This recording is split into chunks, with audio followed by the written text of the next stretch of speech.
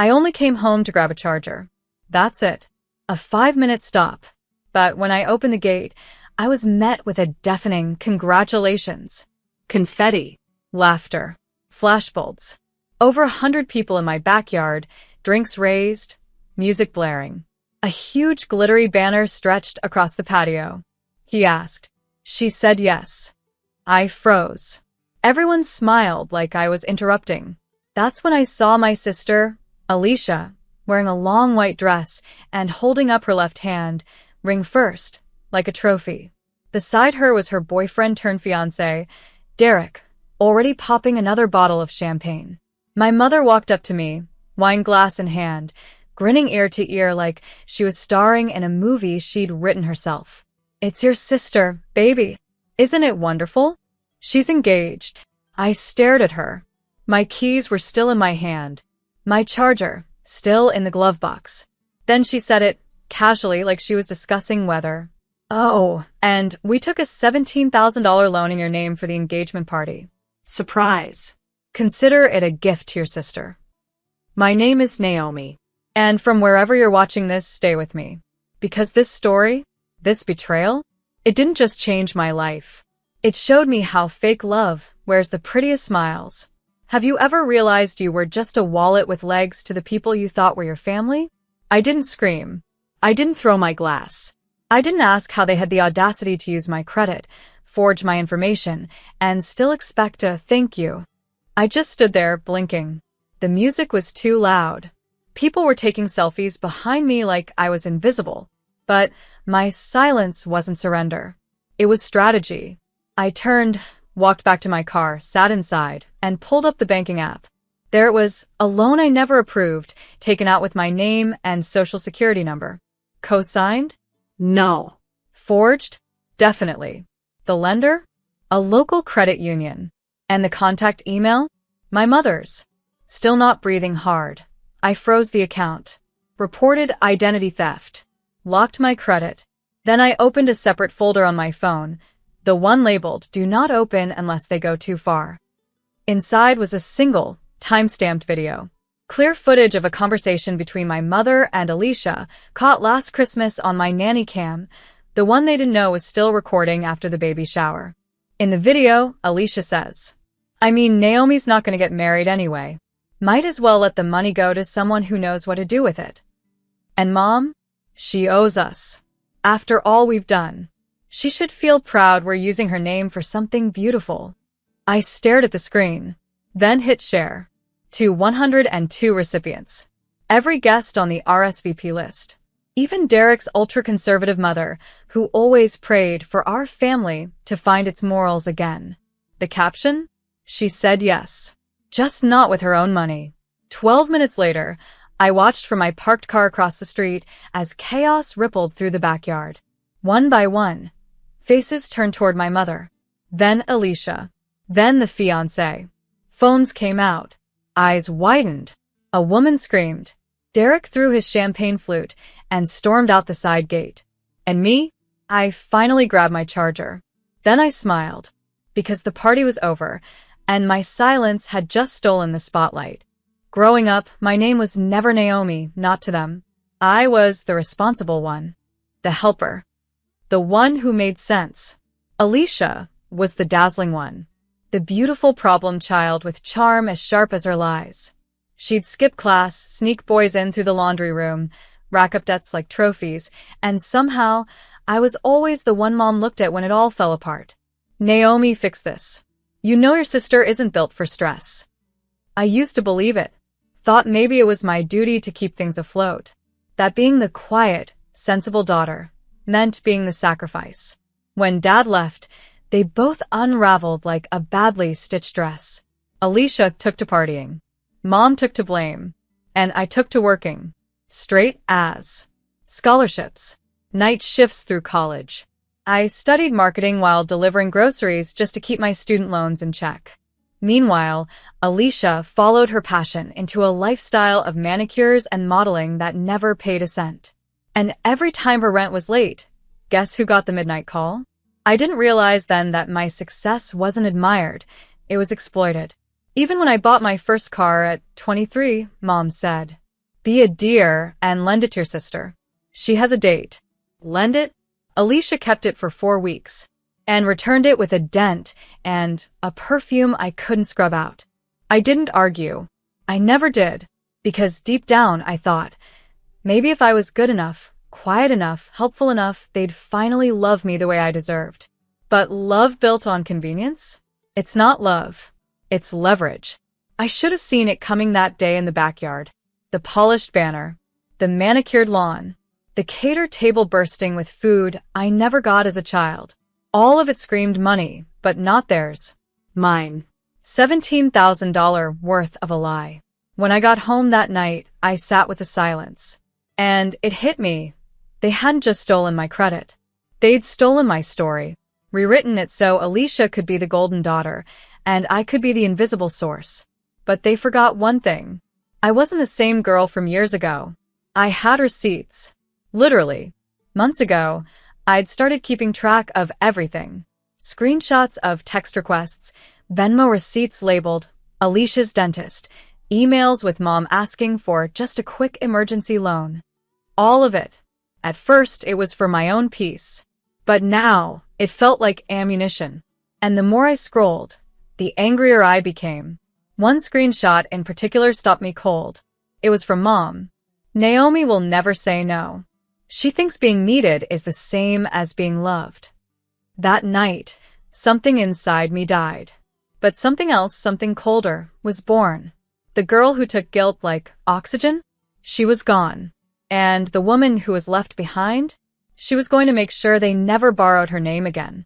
Not for a car. Not for a credit card. Not for a fantasy wedding that didn't even belong to them. And definitely not for a happy ending they never earned. In the weeks after I sent that file to all 102 guests, I expected rage. What I didn't expect was silence. No calls from Mom. No long texts from Alicia, filled with tearful, "You ruined everything" dramatics. No emails. No threats. Not even a knock on my door. And that silence? It screamed louder than any insult. But it didn't take long to uncover the truth. 3 days after the backyard blow-up, I got a call from an unknown number. I almost didn't answer, but something in my gut told me to pick up. It was Derek's mom, the same woman who once told me I was too quiet for a family like yours. Now her voice shook with a mix of shame and sympathy. "I just want to say, I'm sorry. I didn't realize what they'd done to you. I didn't say anything. Just let her talk." Derek's called off the engagement. He saw the messages. The loan. The way your mother laughed when someone asked why you weren't at the party. He said. She paused. He said Alicia looked proud when she admitted it. Proud. They were proud of stealing from me. That's when it hit me.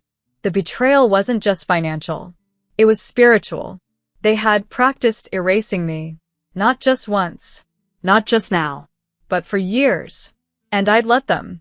Derek's mom told me something else. Something darker. Your mom said she hoped the marriage would finally show Naomi who the real woman in the family is. That Alicia deserved the spotlight because she knew how to use it. That night, I went through old family photos. And I noticed something I hadn't before. In every major celebration, every dinner, every so-called family moment, I was either cropped at the edge or holding something, a tray, a purse, someone's coat. Always the helper. Never the one celebrated. They didn't forget me at that engagement party. They planned it that way. I scrolled back through texts, through emails, and one stuck out. A message from my mother to the party planner. The guest list is done. Naomi won't be staying. She's just coming by to get something. My chest tightened. They'd known. The whole thing had been timed. Mom waited for me to come by to grab my charger, so they could drop the news to my face and call it a gift. A gift. They wanted to see my pain. To see me swallow it like I always had. But this time, I had something better than silence. I had a plan. I'd already frozen the loan. Reported the fraud. But I also reached out to an attorney. I handed over every document, every forged signature, every screenshot. It was more than enough to launch an investigation. But I didn't stop there. I contacted the party vendors, the caterer, the planner, the florist. Each of them had contracts signed digitally, with my forged name, on my behalf. And under the Fair Credit Reporting Act, that was identity theft. The next move wasn't revenge. It was accountability, because they hadn't just used me. They depended on the belief that I would stay silent. They forgot I'd grown teeth. They forgot my silence had always been grace, not permission. It started with an email. To be specific, it started with a formal letter of fraud notification sent to the credit union that had approved the $17,000 loan. Attached were notarized affidavits, the police report I filed, and a statement from my attorney. But I didn't stop at legal. No, this wasn't just about debt. This was about exposure. Because people like my mother and sister, they don't learn through confrontation. They learn through consequence. So, step by step, I built a strategy, not of rage, but of quiet precision. First, I spoke to a former college roommate who worked in social media marketing. I told her I wanted to correct the public story my family had built, the fairy tale of the beloved, close-knit household they used to gain sympathy, favors, and money. She helped me put together a private blog post, loaded with evidence, screenshots of my forged signatures, text conversations where they admitted borrowing my info, and even clips from the nanny cam footage I hadn't yet shared publicly. The blog wasn't labeled as revenge. It was labeled, "When Family Isn't Family, a Financial Abuse Survivor Story." I sent it only to select people, vendors, family friends, a few journalists and local media who loved stories about unseen betrayals behind perfect fences. The response? Unbelievable. Within 48 hours, I had 4 podcast invites, 2 column requests, and a flood of support from people who had been used by their own relatives. But while the blog spread, I worked on something even more important. Operation Shutdown. One by one, I began reversing everything that had once tied me to my mother and sister. Phone plan? I'd been paying the family plan for 4 years. I canceled it.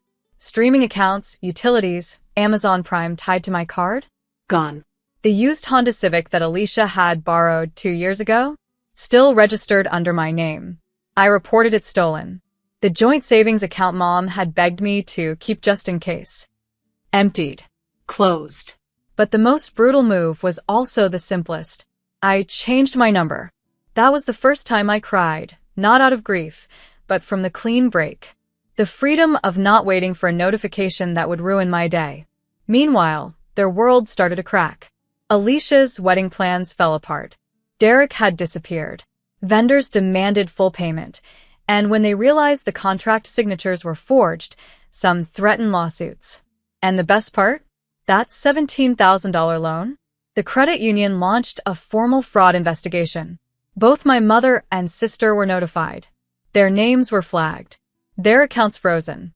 They were informed that repayment or potential criminal charges could follow. Still, I said nothing. Because the louder they screamed into silence, the more the world started asking the same question I once did. How could someone do this to their own daughter? And the answer? Because they never saw me as a daughter. I was a tool, a credit score, a lifeline. But I had cut the cord. And for the first time in my life, I wasn't the one drowning. They were. And I was standing on the shore, dry and unbothered. The first public crack came during brunch. Not mine, of course. I had long stopped attending family events. But this one made the news. A well-known cousin of ours, an influencer with just enough clout to go viral, had hosted a live birthday brunch in a local garden cafe. My mother and Alicia were invited. What none of them expected was that someone at the table had read my blog and printed it. Halfway through mimosas and photo ops, the woman calmly pulled out a packet of papers, set it on the table, and asked, "Is this true?" Alicia tried to laugh it off until the screenshots were passed around. That same day, I received a DM from someone I barely knew from high school. "Girl, your mom and sister just got dragged at Naomi's brunch. Everyone's talking about it. You okay?" I didn't reply, because I was better than okay. I was watching them lose the thing they cared about most. Not me, not family. Status. You see, the tables didn't turn with lawsuits. They turned with reputation collapse. Vendors they'd once charmed blacklisted them. Mom's beloved charity circle? Gone. She was quietly removed from the planning committee for their annual gala. One board member wrote me privately, "We can't associate with anyone involved in active fraud investigations. I hope you're rebuilding. You deserve better." Even their neighbors, the ones who used to wave politely when I carried in groceries, stopped by my new place with baskets and apologies. "We didn't know," they'd say. "They always talked like you were the cold one. We had no idea." That was the thing about abusers. They spin the story until you believe you're the villain just for surviving. But now? Now the story had a narrator. Me. And I didn't even need to speak anymore. Then came the final blow. A letter, certified, sealed, from the credit union.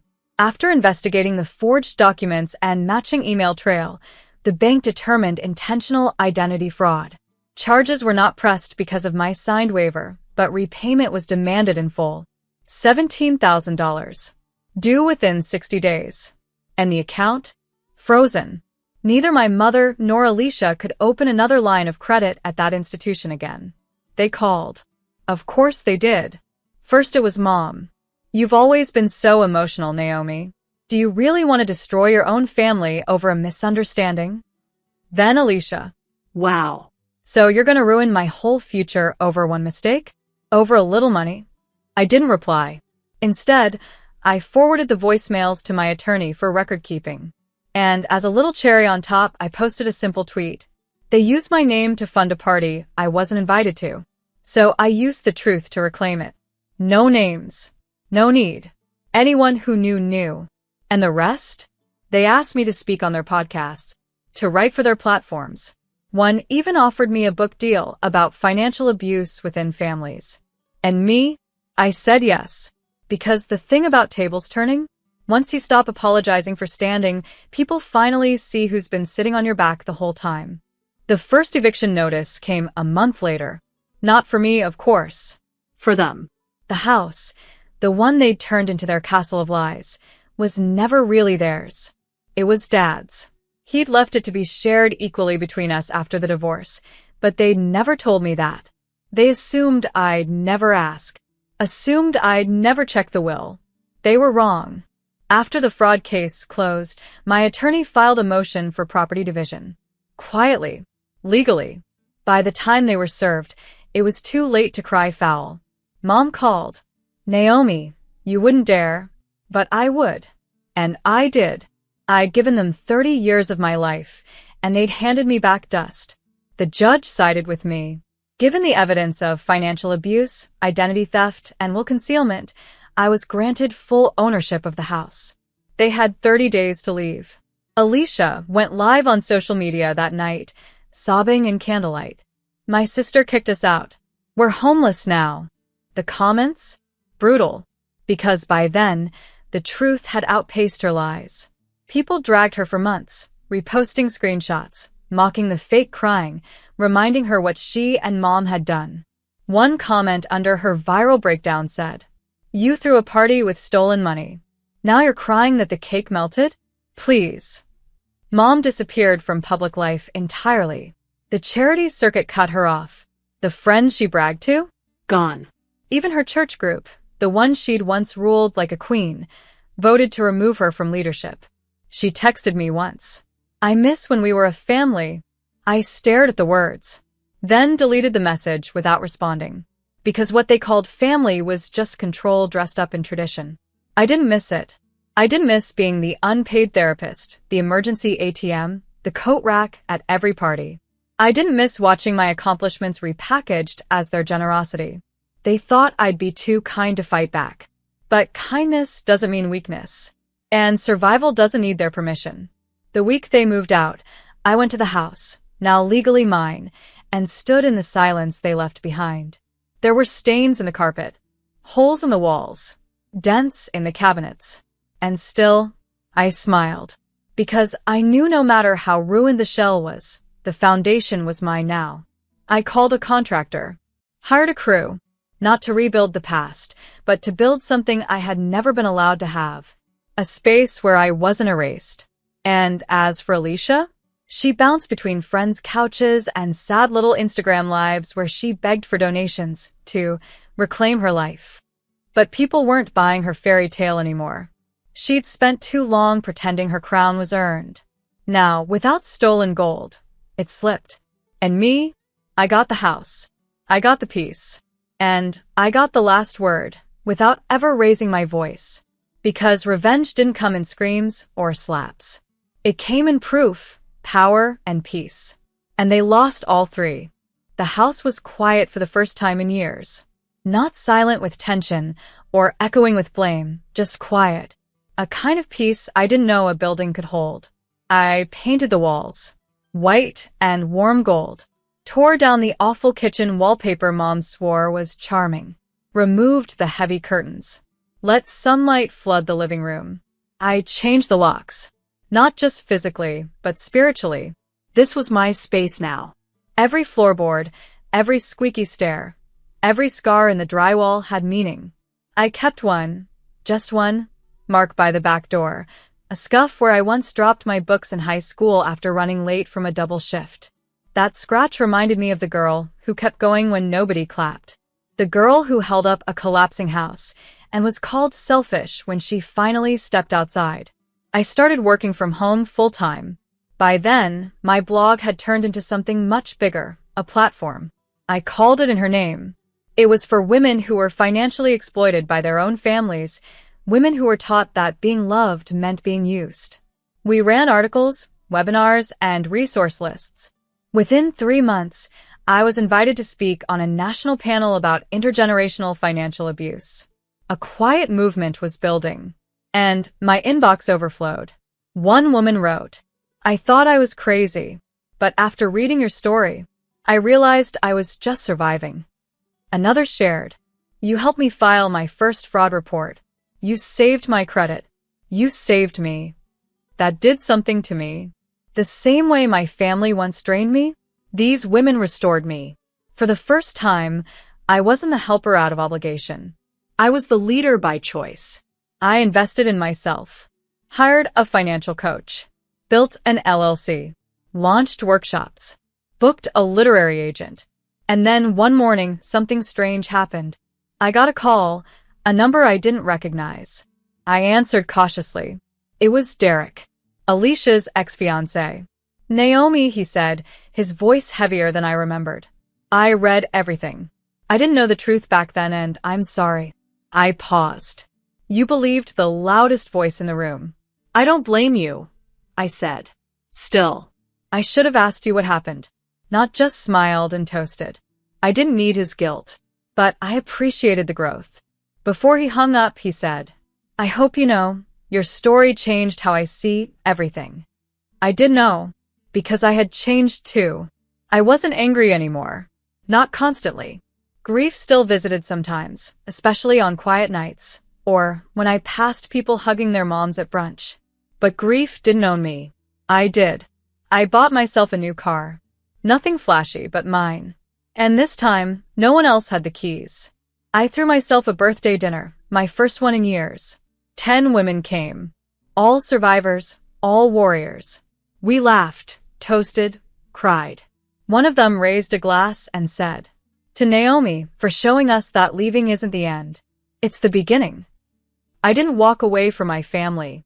They walked over me. And I just stopped lying still. It was a Sunday morning when I saw her again. My mother.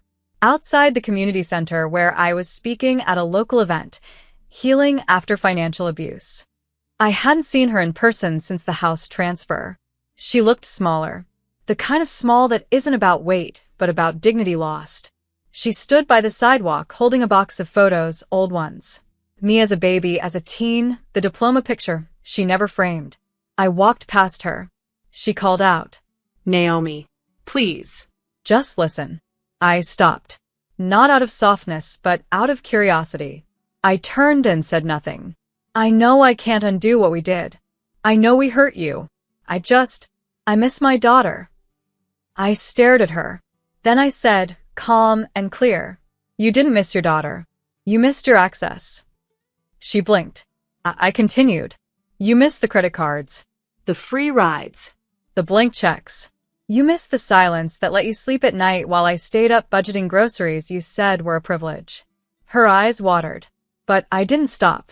I rebuilt myself from the ground you buried me in. So no, you don't get to walk back in just because the wind changed direction. She whispered something I'll never forget. But you're still my blood. I smiled softly. Blood makes you related. Behavior makes you family. And yours made you a stranger. Then I walked inside. And that door? It didn't just close behind me. It sealed. The room was packed. Women, allies, community leaders.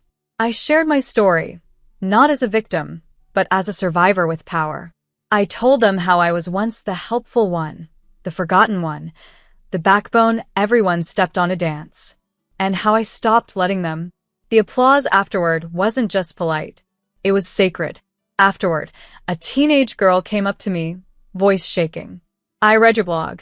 It helped me tell my dad to stop using my name for loans. I thought I was wrong until I saw you. That girl? She was why I did this. Not revenge. Not fame. But so women like her never feel alone in the storm their families made them walk through. I went home that night, my home, and curled up on the couch with tea. My house was finally how I'd imagined it.